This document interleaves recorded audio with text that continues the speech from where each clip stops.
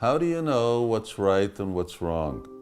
You may say there are laws, standards in science and common sense, but if you look at these, as with other things, you will see standards of right and wrong change. What was right has become wrong, and wrong become right. For example, what does science teach of the Earth's age? In the late 1700s, it was 1.6 billion years based on erosion. And in the late 1800s, 24 to 400 million. You can just take your pick, based on the cooling of molten rock.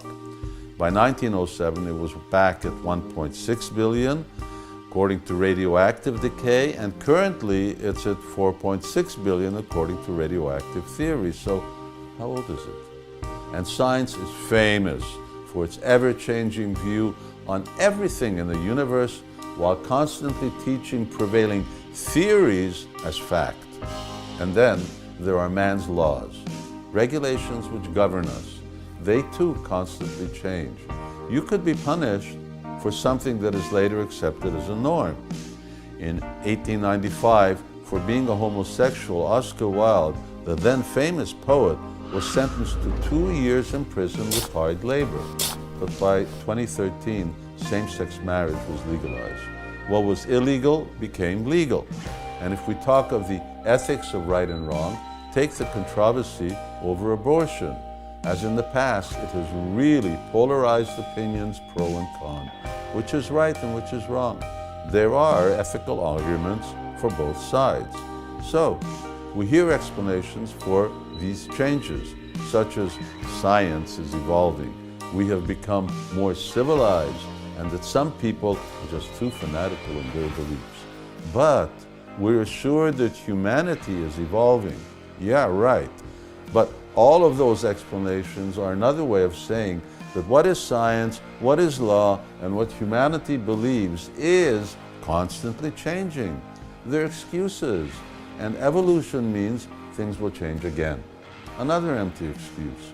So, who's to say what's right or wrong? Now, hearing this, you may well ask, well, is there anyone who can say what is truth in the face of ever-shifting sands of knowledge? Now, I say yes. Fortunately, there are standards that have not changed, such as those of the Bhagavad Gita, the most authoritative text on yoga and its philosophy. Standards of knowledge that have been the same for 5,000 years and for eons before. Knowledge that says the earth is 2 billion years old, that homosexuality is an acknowledged orientation, and that abortion is morally wrong, except in very rare circumstances. The idea is that there are two standards of knowledge, relative and absolute. Relative means things change, and absolute means they don't. And relative knowledge is an ascending path to truth that's sorely handicapped by the incorrigible fallibility of man. But absolute knowledge descends from a supreme flawless source. And such knowledge doesn't change because it's the truth. Why would the truth change?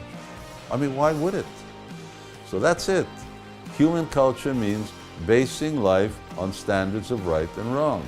And now you can decide which are your foundations, the revolving door of relative truths or the bedrock of absolute truth. The choice is yours.